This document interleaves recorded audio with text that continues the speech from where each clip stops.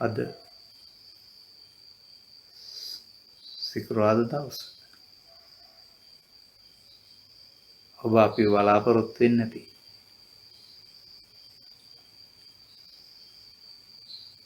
පිළිතුරු බලාපොරොත්තුෙන් ඉදිරිපත් කරපු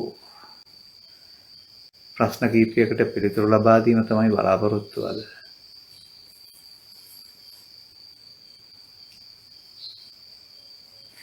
ඒ අනුව අපි මෙන්න මේ කාරණා ටික සාකච්ඡාවට ගනිමු. එක් මහත්මයක් විමසනවා අත්ත අනත්ත කියන පද දෙක අතර දෙක සාරාසාර හෝ වටිනවා ලෙස ගැනීම වරදක් තියද කියලා. මෙසේ දේශනා කරන දේශනා දාසන්ට ලැබෙනවලු. මේ වරදක් ඇතනම් පහදා දෙන්න.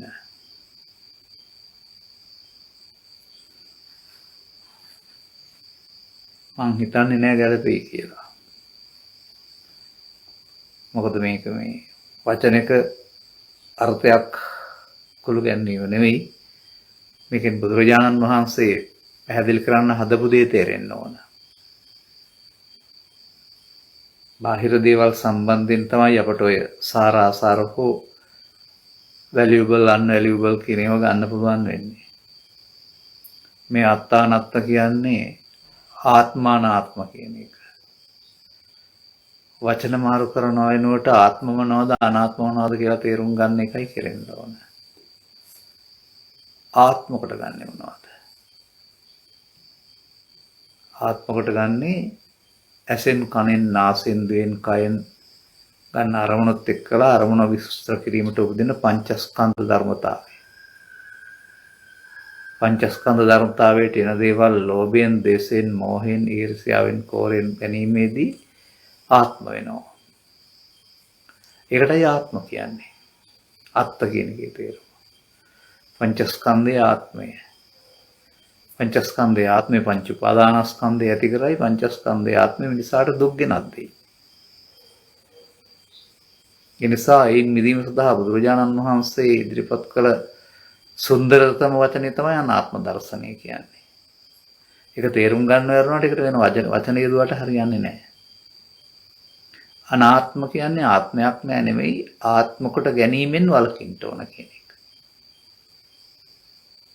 ආත්ම කොට ගැනීම තමයි තරහෙන් කටයුතු කරනවා, බයෙන් කටයුතු කරනවා, වෛරයෙන් කටයුතු කරනවා, පරිගන්ධ යනවා, ආයේ ආත්ම කොට ගැනීම.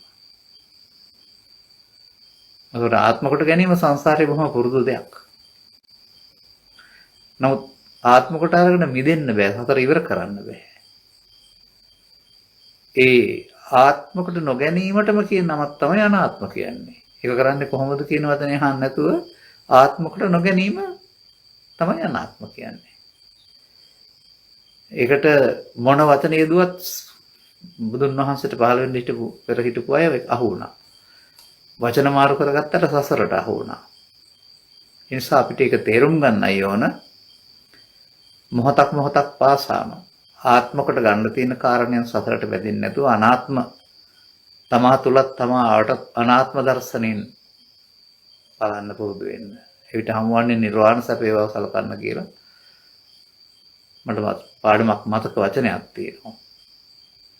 ඒ නිසා මේ අනිත් වචන යෙදුවට ඒවා ලෞකික වෙනවා. මේ සිද්ධිය තේරුම් ගැනීම විතරයි අවශ්‍ය වෙන්නේ. ඇත්තටම වචන යොදන්න බැරි දෙයක් මේ. මම හිතනවා ප්‍රමාණවත් කියලා. නිසා වෙනත් වචන යොදන්න නැතුව බුදුන් වහන්සේ වදාළ මේ වචනට අදාළ ක්‍රියාකාරකම ඔබ තුළ ආත්ම කොට නොගැනීමෙන් මොනවද ලෝභය, ද්වේෂය, මෝහය, ඊර්ෂ්‍යාව, ක්‍රෝධය, වෛරය යම් දෙයක් ආත්ම කොට ගැනීමෙන් තමයි පංච උපාදානස්කන්ධය පැවැත්ම සිදු වෙන්නේ. අනාගත පැවැත්මට හේතු චිත්තාභ්‍යන්තරය ඉතුරු වෙන්නේ. ඒක නොගැනීමෙන් තමයි නොගැනීමට කියන නමක් අනාත්ම කියන එක තේරුම් ගන්න. අනාත්ම දර්ශනය. මහත්මයෙක් මේ වගේ ප්‍රශ්නයක් ඉදිරිපත් කරනවා. පෞද්ගලිකයි නමුත් ඒක සමාජයට ගැලපෙනවා. මේකට දෙන්න ඕන උදව්ව මේ උපදේශය පොදු නිසා. මගේ තාත්තාට දැන් වයස අවුරුදු 78යි. ඔබ වහන්සේගේ බණ මං තාත්තාට කියා දෙන්න උත්සාහ කළාට ඔහුට ඒවා ඉක්මනින් අමතක වෙනවා. මේ කය මගේ නොවේ, මම නොවේ, මගේ ආත්ම නොවේ ලෙස නිතර නිතර මෙනෙහි කිරීමට ඔහුට සුදුසුද? නැත්නම් වෙන කළ යුතු දෙයක් තිබේද? පහදා දෙන්න. කය මගේ නොවේ, මම නොවේ, මගේ ආත්ම නොවේ කියලා නෙවෙයි බුදුදහමේ උගන්වන්නේ. ස්කන්ධ පංචකය. මේ තාත්තට ස්කන්ධ පංචකයේ අනාත්මය තේරුම් කරලා දෙන්න බැරි. මේ වගේ අයට කරන්න දෙයක් තියෙනවා. ඒ වයෝවෘද්ධ භාවයටපත් වෙනකොට කරුණා වූ විතර්ක ගොඩක් තියෙනවා. කාම විතර්ක, ව්‍යාපාද විතර්ක, විහිංසා විතර්ක වලින් බොහෝ විට ව්‍යාපාද විතර්කය බහුලයි. තාත්තට නැත්නම් ඒ වගේ අයට කියලා දෙන්න ඕන. ඔස්සගින් මැස්ස යන්නත් බෑ කේන් තියෙනවා. හැම දෙයක්ම වැරදි කොට අරගෙන ද්වේෂය තවදුරටත් පාවිච්චි කරමින් දේශ මූලය බලවත් කරගන්නවා. ඒ නිසා ඒ වගේ හිතට එන කේන්තියකදී කලබල කරදර වෙන්නේ නැතුව නිහඬව ඉන්න, ඒක පිට කරන්නේ නැතුව ඉන්න, පාවිච්චි කරන්නේ නැතුව ඉන්න උගන්වන්නේ. ඒක වැඩි නොවන තරමට මේ මොහොතේ ඒවා ප්‍රශ්නයක් කරගන්න නැතුව සැහැල්ලුවෙන් ඉන්න උරු කරන්න. ඒ ඇති. ඊට වඩා ලොකු දේවල් කියලා දෙන්න යන්න ඕන නෑ. ඒකම බලවත් නොවෙනවා නම් දේශේ බලවත් නොවීමම ඉදිරියේදී සිදුවෙන පරලෝ ගමනකට වෙනින් පරලෝ යන්න නැත්නම් යහපත් පැත්තකට උදව් උපකාර වේවි. නිරන්තරයෙන් ඒ කේන්ති ස්වභාවය වචනින් පිට කරන්නෙත් නැතුව අදපළඳු පාවිච්චි කරන්නෙත් නැතුව මේ මොහොතට ඉක්මනින් සංසිඳව ගන්නට වහා සංසිඳවන්න කියලා පෙන්නන්නේ. සිතට හට ගන්න දේ නැති වෙන දේ උදව් කරගෙන යථා තත්ත්වයකටපත් වෙන්නට උත්සාහ කරන්න කියලා උගන්වන්න. අර වගේ පාඩම් කරවන්න ඕන නෑ. ඊට වඩා එහෙමනම් ඉතින් ඔය සිතට සතුට ජනිත වෙන්නා වූ බුදුගුණ ගාතාවක් එහෙමත් නැත්නම් ඒ කවියක් ඒ වගේ දෙයක් එමින් සතුටින් ඉන්න උගන්වනවා වරුණාම ගැඹුරු දේවල් පැහැදිලි කරන්න අමාරුයි තමයි අපි ඒක දන්නවා. තවත් කෙනෙකුට උනත් ඒක එහෙමයි. නමුත් ද්වේෂය පාවිච්චි නොකර ඉන්නවා නම් ඒක හොඳ භාවනාවක් වෙනවා. සංසිද්ධ වීමක් වෙනවා. ගැඹුරට නැති වුණත් වැඩි දියුණු වෙන්නේ නැහනේ. ඒක ඔස්සේ හිතන්නේ නැහනේ. ඒ නිසා භාවිතාවෙන් නැතුවම ඒක ටිකක් උදව්වක් උපකාරයක් වෙනවා. තවත් කෙනෙක් මේ වගේ ගැටලුවක් ඉදිරිපත් කරනවා. සිතට පෙම්වතිය පිළිබඳ රාගයක් ආවිට ඇයගේ රූපය වෙන්වෙන් වශයෙන් මෙනෙහි කොට බාහිර රූපේ අනිත්‍ය වෙනෙහි කිරීමෙන් එම රාගය සමනය වූ නමුත් අර රාග හැඟීම තවමත් සිතේ මුල් බැසගෙන ඇති බව සිතේ. එම හැඟීම අනිත්‍ය වශයෙන් වඩන අයුරු පහදා දෙන්න. බාහිර දේ නොව එසේ මුල් බැසගෙන ඇති එම රාගසිතුවිල්ල අනිත්‍ය මෙනෙහි කරමින් උදුරා දැමිය හැකි බව සිතුනත් එසේ කරන ක්‍රමයේ පහදනු මැනවි. අර ඒ වගේ හැඟීමක් ඇති වුනහම ආසකලේ මේ වගේ දෙයකට නේද කියලා ඒ ආස කරන දේ බෙදලා බලපුවාම එහෙම ආස කරන දෙයක් නැහැ කියන එක සිතින් හදා ගන්නා වූ තවත් ව්‍යාජ සිතුවිල්ලක් හැබැයි. හිතන්න ගියාම අර රාග සිතුවිල්ල නැති වෙනව නෙමෙයි සිතන්න සිතුවිල්ලක් ඕනනේ. බෙදලා බලන්න හිතන්න ගියාම.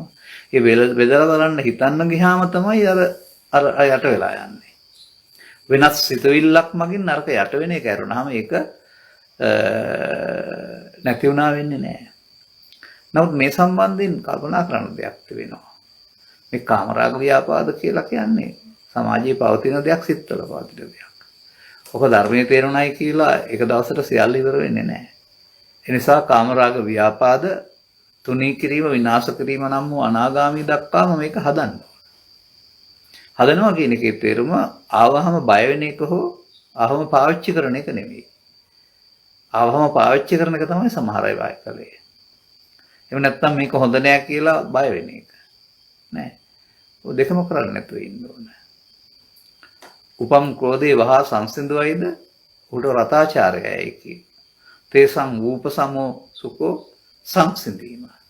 සංසිඳවන්නේ පාවිච්චි නොකිරීමෙන්. බය වීමෙනුත් නෙමෙයි, ඉටු කරගන්න යාමෙනුත් නෙමෙයි. ඒ නිසා අර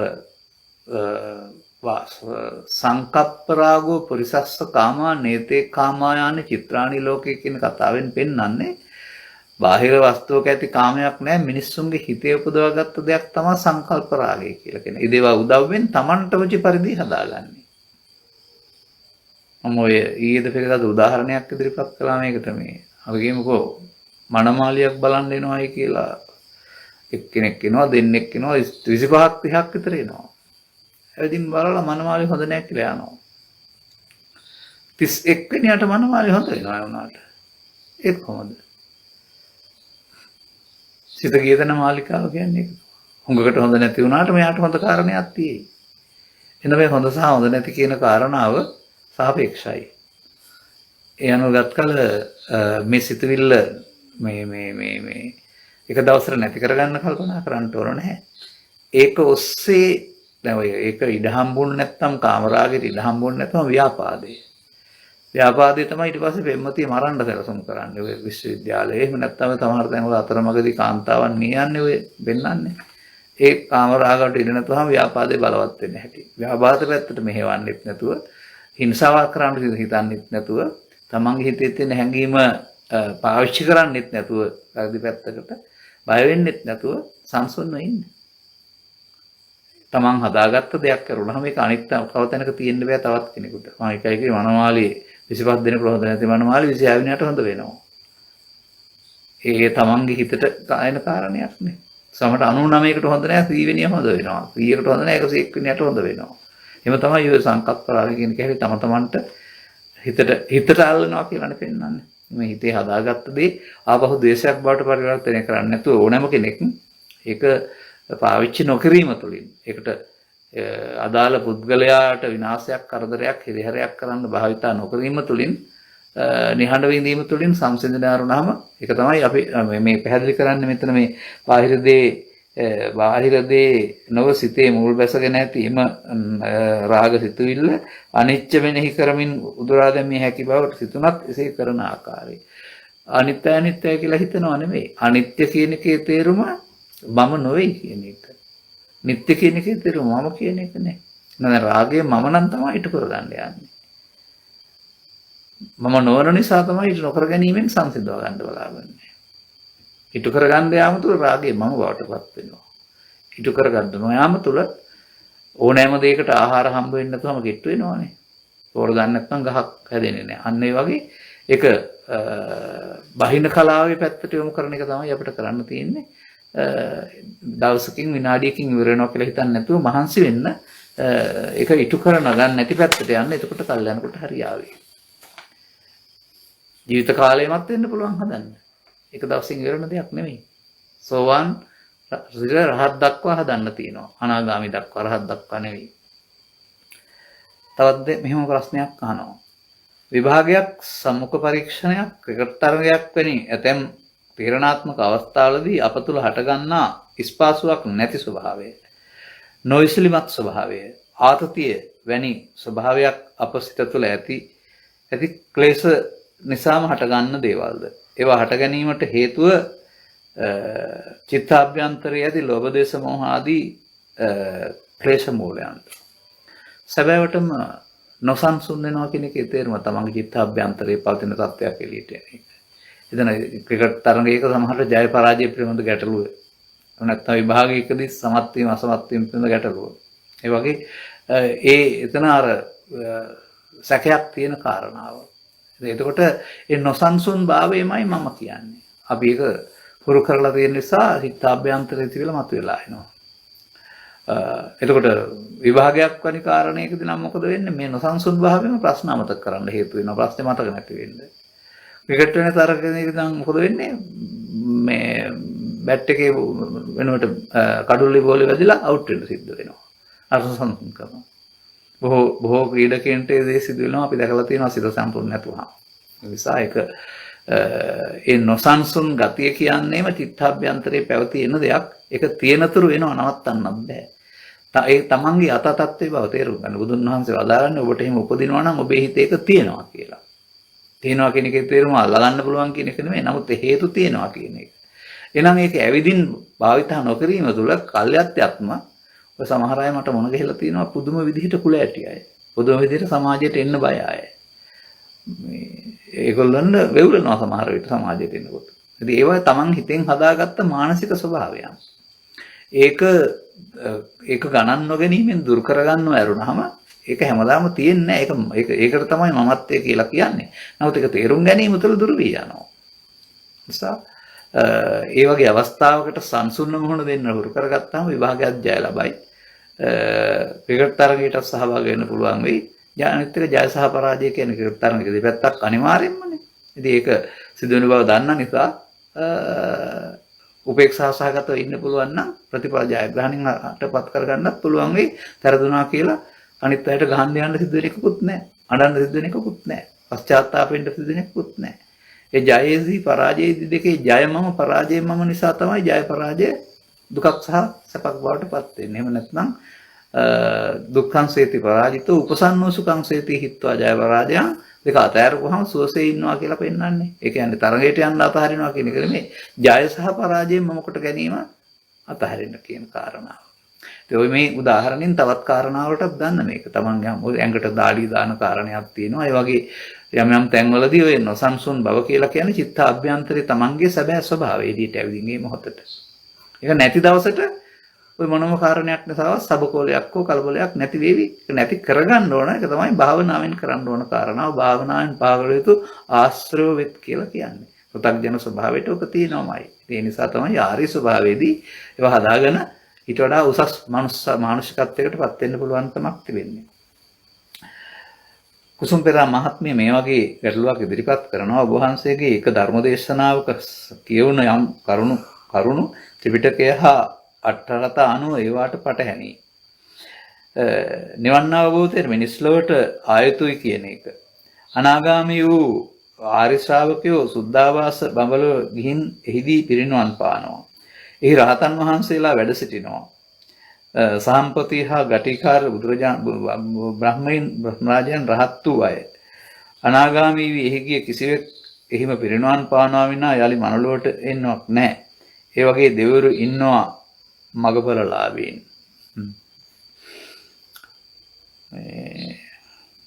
මම ඉතින් මෙහෙම දෙයක් කියන්නම්. අට කතාවලට සහ ත්‍රිපිටකයට විරුද්ධයි කියලා තමයි අට කතාව ඔක්කොම ටික කියවලා තියෙනවා වගේ කියලා තියෙන්නේ. හැබැයි ඉතින් මට තේරෙන්නේ මෙතුමේගේ අදහස අට කතාවලට විරුද්ධයි කියන එක.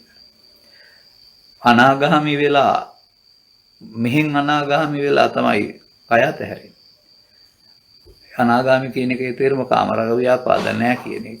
අනාගාමි රහත් අතර ඊට පස්සේ ඒ මිය ගියහන් පස්ව ස්කන්ධ පංචකයේ ටිකෙන් ටික නිවි යාම තියෙන්නේ. ආපහු වැඩෙන්නේ නැහැ. ආපහු මෙහාට එන්න පුළුවන්කමක් හරි බණ කියන්න පුළුවන්කමක් හරි රහතන් වහන්සේ කියලා තිවර කරවන ඉන්න කෙනෙක් හරි එහෙ නැහැ. ඒක තවදුරටත් සිතුවිල්ලක් පමණයි නිවි යන. නිසා මේ රහතන් වහන්සේලා හේ ඉන්නවා කියන්නේ වැරදිලි කැසලි හදාන තිවර කරවන ඉන්නවා කියන අදහසක් එහෙම ගත්තොත් සමාජයේ. නිසා අනිත් කාරණාව තමයි ඔබට මම කියන්න කැමති ඔය අක්කන සූත්‍රය. එහෙම නැත්නම් ජිග්ගල සූත්‍රය කියලා සූත්‍ර දෙකක් තියෙනවා. මොනවද මේ කියලා තියෙන්නේ කියලා අහගන්න ඉස්සෙල්ලා ත්‍රිපිටකේ වෙන මං කියන ත්‍රිපිටකේ කියලා තියෙන්නේ. අක්කන සූත්‍රය පෙන්වන්නේ මනුස්ස පටිලාභෝච සද්දම්මස්ස දේශන අලං වායමිතුන් තත්ත. මනුස්ස ප්‍රතිලාභය සහ සදහම් හමු වීම උත්සාහ කිරීමට සුදුසුයි. තව සූත්‍රයක් තියෙනවා මම හිතන්නේ බ්‍රහ්ම නෙවෙත් හරි මොකක් හරි මට මතක වෙන්නේ නැහැ. ඒක බුදුන් වහන්සේ වදාළ දෙයක් දෙවියන්ගේ පැතුමක් සම්බන්ධයෙන්. දෙවියන්ගේ කාලය වරුණෙන් පස්සේ බොයිතෝ ගන්තා සුගතින් ගච්ඡ. අනිත් අය කියනවලු ඔබ මෙහෙන් ගිහින් සුගතියට යන්න කියලා. සුගතින් ගන්තා සුලද්දලාභං ලබ. සුලද්දලාභය ලබන්න කියලා. සුලද්ද ලබාලා මන සුප්පතිට්ඨිත බවාහි මනාව පිහිටන්න කියලා. මෙහෙම කිව්වම බුදුරජාණන් වහන්සේගෙන් භික්ෂුවක් විමසනවා දෙවියන්ගේ සුගතිය මොකද්ද කියලා. බුදුන් වහන්සේ වදාරනවා දෙවියන්ගේ සුගතිය මිනිස් ලෝකය කියලා. එතකොට අර මනුස්ස ලෝකෙට එන්න කියලා තියෙන දෙවියන්ටත් කියලා තියෙන්නේ. එවිදින් සදහම් අහගන්න හම්බෙන එක තමයි සුලද්දලාභය. මනාව පිහිටීම ධර්මයේ තරම් ලබා ගන්න එක. එවෙන් කියවෙන්නේ එහෙ පුළුවන් කියලාද? එහෙම නැත්නම් අර දිග්ගල සූත්‍රයේ පෙන්වන එකේ පෙන්වන්නේ අර මේ විසිදරේ උපමාව. ඒක පෙන්වන්නේ මනුස් බුද්ධෝත්පාදයයි මනුස්ස ප්‍රතිලාභයයි සද්ධර්ම හමුවීමයි මේක දුර්ලභ කරුණක් කියලා. ඒ දුර්ලභ කරුණේ වැඩක් ගන්න පුළුවන් කියලානේ තියෙන්නේ. ඒ අනුවයි මම කියන්නේ. අරක තබා ගන්න. එහෙම නැතුව මේ සහම්පති වගේ දේවල් නම් ඉතින් මමත් කියවලා තියෙනවා ඒ ගැන මම දන්නේ නැහැ කියන්න. නමුත් අනාගාමී බඹලව කියලා කියන්නේ අපිට වගේ කයක් තියෙන තැනක් හරි එකතු වෙලා ධර්ම සාකච්ඡා කරන්න පුළුවන් පස් දොරක් තියෙන එකක් එහෙම නෙවෙයි. පස් දොරක් තියෙන අපිට පස් දොරක් තියෙන සතා සතුන්ට බාහිර වශයෙන් අරමුණු ගන්න පුළුවන්. പ്രേත සත්වයින්ට හෝ දෙවියන්ට තියෙන පස් දොර බාහිරින් අරමුණු ගන්න බෑ. ඒක මනෝ ලෝකයක්. තමන් අපිට පේන හීන ලෝකේ වගේ. කාම ලෝකෙට තමයි පස් දොරක් තියෙන්නේ. ඊට පස්සේ අනාගාමී හෝ අර බ්‍රහ්ම ලෝකවලට සිතක් පමණයි තියෙන්නේ. පස් දොරක් නෑ ආපහු. සකා රූප ශබ්ද ගන්ධ රස සංසුන් අනාගාමී හෝ එහෙම නැත්නම් අනිත් බඹලෝ වුණත් ධානය සෝයක් කරුණාම ඉන් එහාට ආපහු මේ සාකච්ඡා කරන්න පුළුවන් සත්තු මිනිස්සු ඉන්නවා කියලා කල්පනා කරන්න එපා. මේ වැනි වැරද්ද තියෙන්නේ. ඒ නිසා අහලා තේරුම් ගන්න මේ අදහස් වැරදි. මේ අට කතා ත්‍රිපිටකයට යනවා කියන එක. මම දැන් සූත්‍ර 3ක් ඉදිරිපත් කළා. තවත් ඉදිරිපත් කරන්න තියෙනවා. කාලය නැති නිසා මම ඉදිරිපත් කරන්නේ නැහැ. එහෙම නැත්නම් මහප්පදේශනාවල අර්ථය අරන් බලන්න කවුරුත් කිව්වට කියලා පිළිගන්න දෙයක් නැහැ. යමක් අනුගමනය කරලා සංසිඳනවා නම් විතරක් පිළිගන්න කියලා තියෙන වෙන වෙලාවක පැහැදිලි කරන්න. අපිට මේ භවයේදී රහත් වෙන්නට නොහැකි වුවහොත් අපි නිර්වාණය ලැබීමට සුගතිගාමී යුතුයි. ඉතින් ආයෙත් කියනවා දැන් හරි ඉන්නවා කියලා මෙහි සුගතිගාමී වෙන්න ඕන කියලා. ඉතින් පින් නොකළොත් අපි සුගතිගාමී වන්නේ කෙසේද? එසේම නිවන් දකින්නතුරු පිටුපස නොඅඩුව සිව්පස්සේ නොඅඩුව ලැබීමට පින් අවශ්‍යයි. කවුද නැහැ කිව්වේ? මමත් කියන්නේ ඒක තමයි. මම කියන්නේ පින් වලින් නිවන් ලබන්න බෑ කියලා. පින් කරන්න එපා කියලා නෙමෙයි. පිනෙන් ලැබෙන්නේ ආයි වර්ණසක් බල. ඒක මනුස්සයින්ටයි දෙවියන්ට හරි එහෙම නැත්නම් පැවිද්දට හරි ඒක තමයි ලැබෙන්නේ. ඊට එහා දෙයක් ලැබෙන්නේ නැහැ. ඉතින් නිවන් මඟ වැසුණු සමාජයේ අවුරුදු 7-800ක සිට අනාගත බුදුහාමුදුරුවෝ දකින්න පින් කරන්න කිව්ව එකනේ තියෙන්නේ තේමාව. අනාගත බුදුහාමුදුරුවෝ හම්බෙලා ධර්මය අරගෙන තමයි නිවන් දකින්න තියෙන්නේ. ඉතින් අනාගත බුදුහාමුදුරුවෝ හම්බෙන්න ඕනේ ධර්මය අද ගත්තාම ඉවරනේ. අනිත් එක තමයි අර මනුස්ස ප්‍රතිලාභයේ සදාම් හම් වෙලා තියෙනවා. ආයෙ පින් කරලා මේව නම් ලැබෙයි. වෙනත් ආගමක ප්‍රතිලාභ ලබන්නත් පුළුවන්. ලක්ෂපතිය කෝටිපතිය වෙන්න පුළුවන්. ඊට පස්සේ ක්ලබ් යන්න මතක් කරනහම ධර්මයේ මතක් වෙන්නේ නැහනේ. මේ හේතු එකතු වෙන තැනක් තියෙනවා බලා ගන්න ඕනේ. හේතු එකතු වෙන තැනට ඇවිදින් තින්නේ අතීතයේ බොහෝ පින් කරලා. ධර්මයේ නොතේරෙන පුද්ගලයෙකුට පින් කරලා ජීවිතේ සුගතිගාමී වෙනවා වෙන කරන්න දෙයක්වත් නැහැ. මාත් එක පිළිගන්නවා. එහෙනම් මම කාටවත් පින් කරන්න එපා කියලා නැහැ. හැබැයි එක දෙයක් තියෙනවා. දාන මහත්ඵල සූත්‍රයේ පසුගිය සතියේ මම පැහැදිලි කළා පොඩ්ඩක් අරගෙන. ඒකේ තියෙනවා කාරණා දෙකක්. ඒක මම සිංහලෙන් පැහැදිලි කරන්න මෙහෙමයි. ලබන්න දෙනවා සහ දුන්නම ලැබෙනවා. දුන්නම ලැබෙන එක තමයි ස්වයංක්‍රීය සිද්ධිය. ඒකේ ලෝභ දේශ මොහ නැහැ. ලබන්න දෙන්න ගියාම ඒකේ තණ්හාව තියෙනවා.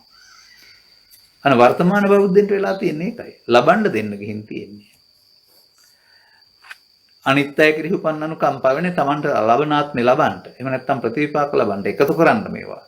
ඒ වගේ ගොඩ ගහ ගන්න කියලා එහෙම අදහසකින් ගත්තාම ඒක මහත්ඵල මහානිසංස වෙනවා කියලා පෙන්නන්නේ. නමුත් කරන උදව් අන් අයගේ හප් සඳහා කරනකොට පරත්තම් ප්‍රතිපජ්‍යත පැවිදි ජීවිතයක් ගත කරන යන බ්‍රහ්මචර්යාවට අනුග්‍රහ පිණිස. එතකොට පව් කරන මිනිස්සු කවදාවත් මට මේකට විපාක ලැබියන් කියලා ප්‍රාර්ථනා කරේ නෑ. ලැබෙනවා වගේ විපාකයේ ස්වයංක්‍රීය දෙයක්.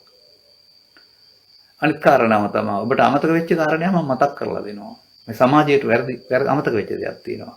වන්දනා කරලා ඉවරලා හැමදාමත් ගාථා දෙකක් කියනවා. මොකට කියනවද දන්නේ නැහැ.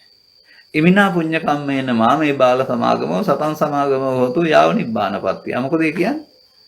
මෙම පුණ්‍ය කර්මයේ හේතුවෙන් මට අනුනායගේ ඇසුරක් නොලැබේවා. නිවන් දක්නා ජාති දක්වා සත්පුරුෂ ආශ්‍රය ලැබේවා. මේ පුණ්‍ය කර්මයට මොනවද ඉල්ලලා තියෙන්නේ? ඉදන් මේ පුණ්‍ය කම්මං. මේ පුණ්‍ය කර්මයේ හේතුවෙන් ආසවක්ඛ්‍යාවහං හෝතු. සබ දුක්ඛපමුඤ්ජති. සියලු දුකින් මිදීමට ලැබේවා ආශ්‍රය වේවා. අන්න කරන්න ඕන වැඩාව. කතරගම යන්න ගියාම අතරමඟ නගර තියෙන ඔක්කොම හම්බ වෙනවා. ඒවා ප්‍රාර්ථනා කරන්න ඕනේ නැහැ. යන්න ඕන කතරගමනේ. නිවන් මාර්ගයේදී ලෞකික පැත්ත ආයි වරසක් බල. ඒක යහපත් සිතින් කළාම ලැබෙනවා. අයහපත් සිතින් තමයි විපාකේ අඩු වෙන්නේ. නිසා අපි කාටවත් කියන්නේ අපිත් බොහෝ දේවල් කරනවා කියන්නේ. අඬ ගහන්නේ අඬ බෙර ගහන්නෙත් නැහැ කියන්නෙත් නැහැ. අහිංසකව සතුට වෙනවා. එසා මිනිස්සුන්ට ලෝකේ යහපත් දේවල් කරනම කරන්න දෙයක් නැහැ. ඒක තමා වෙනුවෙන්, සැමියා නම් බිරිඳ වෙනුවෙන්, බිරිඳ නම් සැමියා වෙනුවෙන්, දරුවන් වෙනුවෙන්, මව්පියන් වෙනුවෙන්, සහෝදර සහෝදරියන් වෙනුවෙන්, අංග විකල අය වෙනුවෙන්, මන්දබුද්ධික අය වෙනුවෙන්, සහ හදිසි කරදරපත් වෙන අය වෙනුවෙන්, සතා සතුන් වෙනුවෙන්, එහෙමත් නැත්නම් ගම් අතුරේදී, නියඟේදී ඔය ඕනෑම මොහොතක අවශ්‍ය උදව් උපකාරය කරන්න පැකිලෙන්න එපා. Tamanට හැකි පරිදි. අරක තබා ගන්න. අපි කවදාවත් ඒක බැහැර කරන්නේ නැහැ. නමුත් ඒක අවිද්‍යාවක් තුළ කරන ක්‍රියාවලියක් මමත් කරන ක්‍රියාවලියකට විපාකයක් කරුණාම ඒ විපාකයේ වශයෙන් නිවන් අවබෝධ වෙන්නේ. ඒකයි මම කියන්නේ. ඒකට අවිද්‍යාව දුරු කරගන්න ධර්ම ශ්‍රවණය කරන්න ඕනේ. ඒකට අපිට අවස්ථාවක් අද ලැබිලා තියෙනවානේ ප්‍රඥාවන්තයන් සඳහා. ඒක තේරුම් ගන්න. ප්‍රඥාව නැති අය එනම් පවට වඩා පුණ්‍යකාමීත්වයෙන් සුගතිගාමී වුණාට ප්‍රශ්නයක් නැහැ.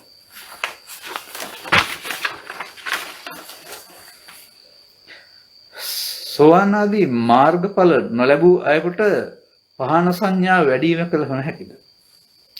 ධර්මය අසා යම් කෙනෙකුට සිතට එන කාම අරමුණු, ද්වේෂ අරමුණු, මෝහ අරමුණු සිතට ඒමට නොදී වළක්වා ගන්නට හැකි නේද?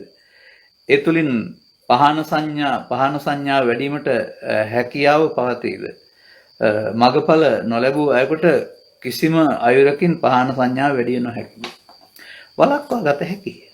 ඔය කියන්නේ පව් කරන්න හොඳ නැහැ, මේ අටලෝ දහමේ කම්පා වෙන්න හොඳ නැහැ කියලා ළමයින්ටත් කියලා දෙන්නේ ඔය. හොඳ නැහැ කියන්නත් පුළුවන්, වළක්වා ගන්නත් පුළුවන්.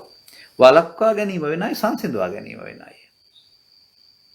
දැන් uppannam කාමිතක්කං නාදිවාසේති පජහති විනෝදේති බ්‍යන්ති කරෝති යන බවං ගමේති. uppannam ව්‍යාපාද විතක්කං. එතකොට අන්නේ පහන කියන එකෙදි පෙන්නන්නේ උපන්දේ මමත්වයෙන් ගන්න නැත්නම් කියනවා නාදිවාසේති කියලා. බහැර කරනවාට කියනවා පජහති කියලා. අනිත් දුක්ඛානාත් වශයෙන් බලනවාට කියනවා විනෝදේති කියලා. අවසන් කරනවාට කියනවා අභ්‍යන්ති කරවති කියලා. අනාගත ඵලයක් උපදින්න හේතු ඉතුරු නොකී අවසන් කරනවාට කියනවා අනභවං ගමේති. ඒක අනිවාර්යයෙන් ආර්ය මාර්ගය අනාය කරන දෙයක්. ඒ තමයි ප්‍රහාණය. ඒ තේරුම් ගත්ත අයට පුළුවන් මේක. තේරුම් ගත්ත අය කරන්නේ ඒක තමයි.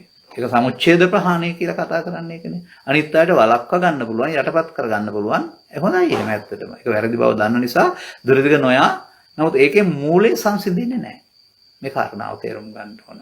ඒ නිසා මේ බුදු සමයේ මේ විදර්ශනා කියන වචනය, විදර්ශනා භාවනා කියන වචනය සහ සමාජයේ පවතින භාවනා කියන වචන දෙකේ අර්ථය තේරුම් ගන්න. භාවනා කළානේ අරාලකාල උද්දකාරම් පුත්‍රලා. භාවනා කරලා ලෞකික ධානය ලබා ගත්තානේ. ඉතින් බබලවත් ගියානේ. සෝවාන් ආදී මාර්ගඵල හම්බුනේ නැහැ කියන එකේ තේරුම සංසිඳුන්නේ නැහැ කියන එකනේ. සෝවාන් ආදී මාර්ගඵල සඳහා තියෙන භාවනා තමයි මේ එයාට කරන්න පුළුවන් කාරණා. ඒක තමයි මේ පහන සංඥා ක්‍රියාත්මක වෙන්නේ.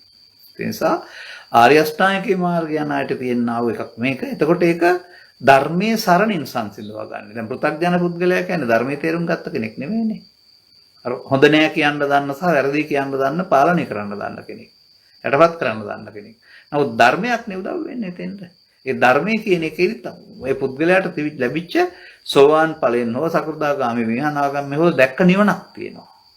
යම් මට්ටමක. ඒ ධර්මයේ සරණ කරගෙන තමයි අරව වැඩෙන්න දෙන්නේ නැතුව සංසුන් කරගන්න පුළුවන්. අතහරින්න පුළුවන්කමක් වෙන්නේ.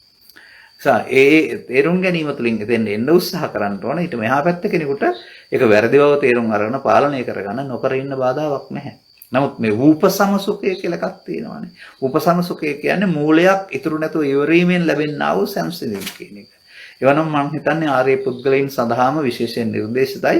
ආර්ය පුද්ගලයන් කියන්නේ සිල් කරගත්ත අය, උසු දඳගත්ත අය නෙවෙයි, තේරුම් ගත්ත අය. ස්ත්‍රී පුරුෂ දීපේදී වේදෙන්තර ඕන කෙනෙක්ට. මම හිතනවා අපේ කාලේ අවසන් වේගන ඇවිදින් ඇති කියලා ප්‍රමාණවත් පරිදි කරුණු පැහැදිලි කරයි කියලා මම කල්පනා කරන්නේ. සවන් දුන්නව හැමට විශේෂයෙන් ප්‍රශංසා කරමින් ධම්මස පාදාගෙන නිවන සැනසෙන ජීවිතයක් අත්විඳින්නට මෙම කරුණු පැහැදිලි කිරීම හේතු වේවායි කියලා ප්‍රාර්ථනා කරමින් සමුගන්නවා. තෙරුවන් සරණ. සෝවාන් ඵලයෙන් එහා පැත්තට ලැබේවා කියලා ප්‍රාර්ථනා කරමින්